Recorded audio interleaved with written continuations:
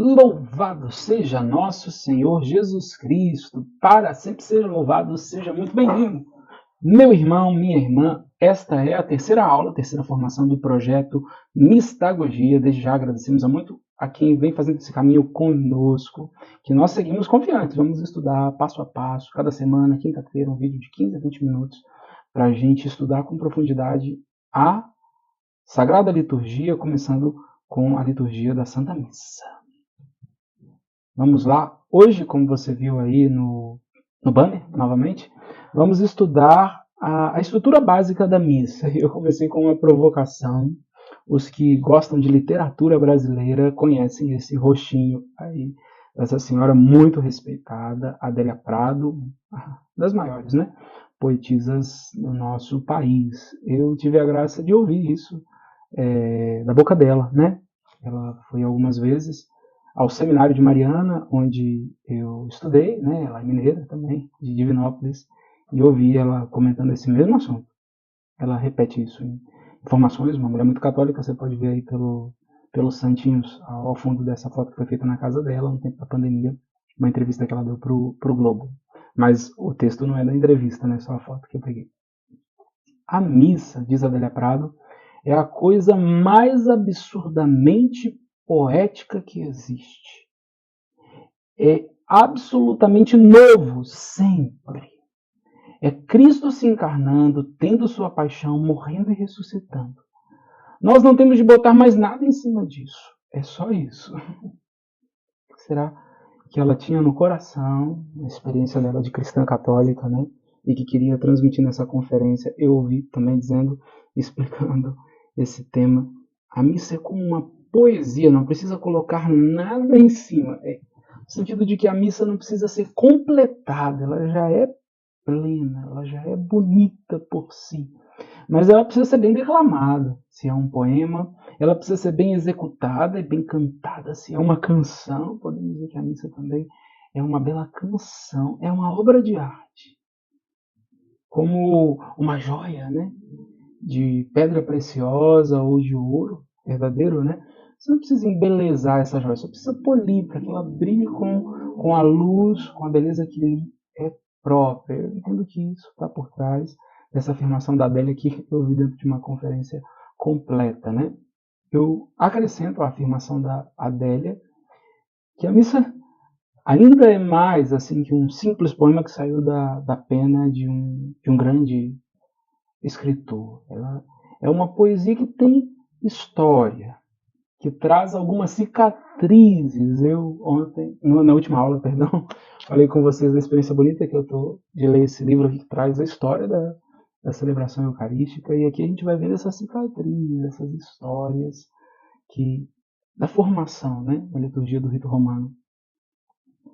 É um poema ou uma canção que deve ser interpretado em uma bela voz, com um bom arranjo, sua beleza resplandece. Mas atenção, um poema ou a Santa Missa não precisam ser completados, não precisam de penduricalhos, porque senão quebram a sua beleza, como que esterilizam, né? Você está ouvindo uma música muito bonita e entra um instrumento ali desafinado ou um cantor desafinado, meu Deus, que dó, que pecado, né? Machucou a beleza daquela canção. Então, tem que se conhecer bem o que é a Sagrada Liturgia da Santa Missa, para saber cantar no tom, para saber fazer brilhá-la com a beleza própria, porque também uma linda canção mal executada não serve, né? Quem não conhece não pode executar bem. E esse é o processo desse projeto Mistagogia, nos ajudar a conhecer para amar e para fazer bem a missão de agentes da pastoral litúrgica. Eu vou usar como referência aqui para os nossos estudos a Instrução Geral do Missal Romano. Por que é o texto de referência? Porque também é fruto de tanta coisa bonita que aconteceu na igreja pós-conciliar, né? É mesmo uma referência, não é rigorismo ou rubricismo, é porque eu vou ficar usando comentador se eu já tenho um comentário autorizado pela igreja, né? É inútil e não é construtivo. Então vamos ao texto do Missal Romano, nessa terceira edição, na tradução brasileira. Na missa, ou ceia do Senhor, o povo de Deus é convocado e reunido sob a presidência do sacerdote, que representa a pessoa de Cristo, para celebrar a memória do Senhor ou o sacrifício eucarístico. Por isso, a esta reunião local da Santa Igreja aplica-se de modo eminente a promessa de Cristo, onde 2 ou 3 estão reunidos em meu nome, eu estou no meio deles. Pois na celebração da missa, em que se perpetua o sacrifício da cruz, vimos muito isso na última aula, Cristo está realmente presente, tanto na assembleia reunida em seu nome, ele prometeu onde 2 ou mais estiverem reunidos, acabamos de ver, na pessoa do ministro ordenado, na palavra, e também de modo substancial e permanente, sob as espécies eucarísticas. Veja as palavras da instrução para falar da estrutura geral e dos elementos e partes da missa, que hoje a gente apenas introduz, vamos com o tempo estudar cada parte da missa. A missa consta, por assim dizer, de 2 partes, a saber, a liturgia da palavra e a liturgia eucarística, tão intimamente unidas entre si que constituem um só ato de culto. De fato, na missa se prepara tanto a mesa da palavra de Deus como a mesa do corpo de Cristo para ensinar e alimentar os fiéis. Há também alguns ritos que abrem e encerram a celebração. Tudo que eu queria falar hoje está escrito aqui e está bem ilustrado nessa imagem que eu usei de uma igreja, de um templo construído inspirado nessa nova orientação litúrgica do Concílio Vaticano II. A Santa Missa é essencialmente formada por 2 banquetes, poderíamos dizer, essas 2 partes. O banquete da palavra de Deus, o pão da palavra é servido aos fiéis. E o pão da Eucaristia é servido aos fiéis. Vejam aí, não foi à toa que eu coloquei essa imagem, essa foto, que o próprio espaço litúrgico, se for bem feito, tem igrejas nossas que foram feitas meio assim, no toque de caixa, não sei se por falta de conhecimento, por falta de recursos, né? E não obedecem uma boa orientação litúrgica. É um desafio às vezes, né? Povo muito distante, presbitérios muito altos, né? A gente tenta solucionar quando tem jeito e orientar bem quando vai se estar fazendo. Infelizmente tem muitas fragilidades nessa área. Essa aí ilustra bem. Vejam, tem um altar da palavra. Toda igreja precisa ter isso. E um altar da Eucaristia. O ambão ali, que a gente chama de ambão de estante, não é ambão, não é estante, não pode ser usado para outra coisa, senão para proclamar a palavra, porque ele é um altar. Estante tem para o músico cantar, estante pode ter para o comentarista, estante pode ter aonde quiser, até para quem está anotando intenções, se precisa de um bancãozinho para anotar intenções. Mas a mesa da palavra, o altar da palavra, é outra história. Eu fico incomodado, outro dia a gente até corrigiu isso aqui, vocês se lembram, né? Quando sobe alguém lá no ambão e começa a fazer um discurso no ambão. Outro dia aconteceu de ficar acolhendo noivos, anunciando o nome de padrinho. Primeiro transformou uma procissão de entrada do matrimônio num desfile, porque você anuncia o nome das pessoas que vão entrar, e é uma procissão, né? E o pior, fez isso do ambão, onde só se deve proclamar a palavra. E a prece dos fiéis, até os avisos de missa, não sei se vocês reparam, eu pego às vezes uma pasta que ficou por ali, por falta de ministros cerimoniários para ajudar a organizar a celebração, e falo da frente do altar, mas não do altar, onde eu devo estar só para proclamar a palavra de Deus. Né? E o altar da Eucaristia, onde se renova o sacrifício de Cristo. Né? Então, essa, vamos dizer assim, geografia do espaço litúrgico já expressa o que a missa basicamente é. Os ritos de entrada, os ritos de encerramento, que são um prefácio, uma conclusão. O que importa é o que está ali no meio. Né? São muitos elementos e símbolos na liturgia que visibilizam isso, né? E eu vou falar a cada momento desses símbolos, do sentido de como a gente deve valorizá-los, mas precisa estar presente essa estrutura básica. A missa é feita de 2 banquetes, da palavra e da Eucaristia. Fiz aí um gráfico para visibilizar isso. Ritos iniciais: a entrada, a saudação ao altar e ao povo, o ato penitencial, o Kyrie, que não é ato penitencial, é diferente, nós vamos ver, o glória e a oração coleta.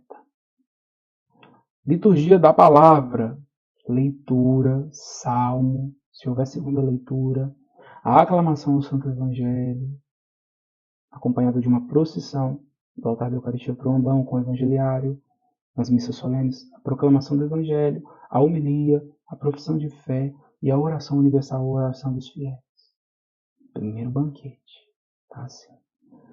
A liturgia eucarística, que é feita de ofertório, oração eucarística, rito da comunhão, comunhão e oração pós-comunhão.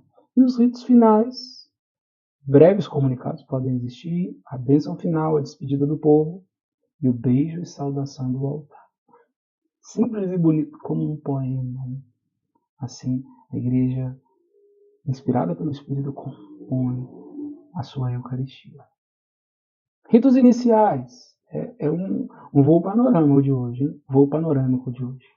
Os ritos que precedem a liturgia da palavra, isto é, entrada, saudação, ato penitencial, Kyrie, glória e oração do dia, têm o caráter de exórdio ou prefácio, uma introdução e uma preparação. Sua finalidade é fazer com que os fiéis, reunindo-se em assembleia, constituam uma comunhão e se disponham para ouvir atentamente a palavra de Deus e celebrar dignamente a Eucaristia, essa função. Os cantos, a forma como o presidente conduz, comentários, símbolos, estão destinados a isso. Temos que ter isso presente, uma introdução para ouvir a palavra de Deus. Em certas celebrações que, de acordo com as normas dos próprios livros litúrgicos, se ligam com a missa, esses ritos podem ser omitidos ou realizados de um modo próprio, né? Porque não são todos eles essenciais. Por exemplo, numa missa com batismo ou com o sacramento do matrimônio, se omite o ato penitencial. Numa missa de dia de semana, se omite o glória, né? De acordo com cada celebração, esses ritos iniciais podem e devem ser realizados de modos um pouco diferentes. A liturgia da palavra. A parte principal da liturgia da palavra é constituída pelas leituras da Sagrada Escritura e pelos cantos que ocorrem entre elas, sendo desenvolvida e concluída pela homilia, a profissão de fé e a oração universal dos fiéis. Pois nas leituras explanadas pela homilia, Deus fala ao seu povo, revela o mistério da redenção e da salvação e oferece alimento espiritual. E o próprio Cristo, por sua palavra, se acha presente no meio dos fiéis. Pelo silêncio e pelos cantos, o povo se apropria desta palavra de Deus e a ela adere pela profissão de fé. Alimentados por essa palavra, rezam na oração universal pelas necessidades de toda a igreja e pela salvação do mundo inteiro. Que lindo, né? A gente vai tecendo alguns comentários práticos. Vejam o que é o mais importante, é a proclamação da palavra de Deus. O cume está na proclamação do Santo Evangelho, a palavra do próprio Cristo, Jesus, o Filho de Deus que se fez homem, o mesmo que se ofereceu no altar da cruz e cujo sacrifício vai ser renovado na celebração eucarística. A homilia ajuda a vivenciar, desenvolve, mas não pode ser comparada à palavra de Deus. Às vezes alguns me perguntam, por que você faz homilia rápida? Porque você está com pressa? Não é porque eu estou com pressa. Tem vezes que tem uma missa depois da outra, mas não é sempre. É porque a homilia não é o mais importante. Queria que você falasse mais, então vamos marcar uma palestra. Na palestra eu falo. Na missa não. Na missa a homilia tem uma função própria, mas não pode roubar a cena do que é mais importante. Não estou criticando ninguém, talvez vai encontrar padres aí que pode ter um pouco de dificuldade de falar brevemente, a gente compreende, né? São limites, ou até porque a liturgia não está numa redoma, né? Fechada, ela está sob influências. Eu vejo às vezes até em lugares de muita influência protestante, aí seria contaminando ou influenciando mesmo, né? E fazendo, aí o culto protestante só tem a palavra, então tem que memorar isso, né? A gente tem mais, a gente tem a Eucaristia, o sacrifício eucarístico, né? Para o qual aponta tudo isso. Quando na igreja, eu estou citando aqui sobre a importância, né, da leitura da palavra de Deus. Quando na igreja se lê a Escritura, é o próprio Deus quem fala ao seu povo. É Cristo presente na sua palavra quem anuncia o Evangelho. Por isso, as leituras da palavra de Deus que oferecem à liturgia um elemento da maior importância devem ser executadas por todos com veneração. Escutadas, perdão, por todos com veneração. Embora a palavra divina contida nas leituras das Sagradas Escrituras seja dirigida a todos os homens de todos os tempos e seja para eles inteligível, no entanto, a sua mais plena compreensão e a sua eficácia são favorecidas por um comentário vivo, isto é, pela homilia, que faz parte da ação litúrgica. A igreja venera. Por isso tem que ser bem proclamado, por isso que o leitor tem que se preparar. Temos que ter bons equipamentos de som para que a palavra chegue ao ouvido dos fiéis. Liturgia Eucarística. Na última ceia, Cristo instituiu o sacrifício e a ceia pascal que se tornaram continuamente presente na igreja, que tornam continuamente presente na igreja o sacrifício da cruz. Quando o sacerdote represente do Cristo, Senhor, realiza aquilo mesmo que o Senhor fez e entregou aos discípulos para que o fizessem em sua memória. Cristo, na verdade, tomou o pão e o cálice, deu graças, partiu o pão e o deu a seus discípulos, dizendo: tomai, comei, bebei, isto é o meu corpo, este é o cálice do meu sangue. Fazei isto em memória de mim. Por isso a igreja dispôs toda a celebração da liturgia eucarística em partes que correspondem às palavras e os gestos de Cristo. Atenção, olha, de fato, na preparação dos dons, levam-se ao altar o pão e o vinho com a água, isto é, aqueles elementos que Cristo tomou em suas mãos. Veja como é importante haver, especialmente nas missas solenes, uma procissão com o pão e o vinho. Procissão de ofertório. Na oração eucarística, rende-se graça a Deus por toda a obra da salvação e as oferendas se tornam o corpo e o sangue de Cristo. O próprio nome mais recorrente, consagrado, para dar nome a esse sacramento, Eucaristia, vem do grego ação de graças. Pela fração do pão, tem o rito da fração do pão acompanhado pela oração do Cordeiro pela Assembleia, e pela comunhão, os fiéis, embora muitos, recebem o corpo e o sangue do Senhor de um só pão e de um só cálice, e do mesmo modo como os apóstolos, das mãos do próprio Cristo. O Padre, ele age em persona Christi. Ele não fala, esse é o corpo de Cristo. Ele fala, isso é o meu corpo. Ele está emprestando a voz para o Cristo falar, para o Cristo consagrar. Bonito, né? Profundo. E tudo isso é fechado, como que arrematado pelos ritos finais, ou de encerramento. Aos ritos de encerramento pertencem breves comunicações, se forem necessárias. Às vezes a gente tem que empolgar no aviso para motivar as pessoas e elas comprarem o peixe, mas tem que tomar cuidado, não pode ser longo demais, com mensagens. Às vezes chega um ponto querendo passar vídeo, eu fico muito resistente porque é só um rito de encerramento. Às vezes eu dou a bênção para passar o vídeo depois, aí não tem problema. Pode passar vídeo, sendo uma coisa de respeito, porque estamos dentro do templo, né? Se quiser até fazer um teatro, eu deixo. Mas dentro da missa, vejam por que a gente não pode permitir algumas coisas, porque a missa é o santo sacrifício de Cristo, né? Eu levei alguns minutos ali para fazer a oração eucarística e eu vou fazer uma coisa maior que a oração eucarística no final. O que é? Está muito bem colocado, senão fica querendo completar a poesia e tira a sua beleza, sua profundidade. Saudação e bênção do sacerdote que em certos dias e ocasião enriquecida expressa pela oração sobre o povo ou por uma fórmula de bênção solene. Despedida do povo pelo diácono, se há diácono, ou pelo sacerdote, para que cada qual retorne às suas boas obras, louvando e bendizendo a Deus. É um envio. Na missa antiga era latina, et missa est. A missa terminou, começou nossa missão. O beijo ao altar pelo sacerdote e o diácono, e em seguida a inclinação profunda ao altar pelo sacerdote, diáconos e ministros. E pronto, final. Vamos para a missão. Veja, que bonito, né? Essa estrutura básica da missa que eu quis partilhar com vocês hoje. Espero que tenham gostado e aproveitado essa formação. Compartilhem nos seus grupos de pastoral.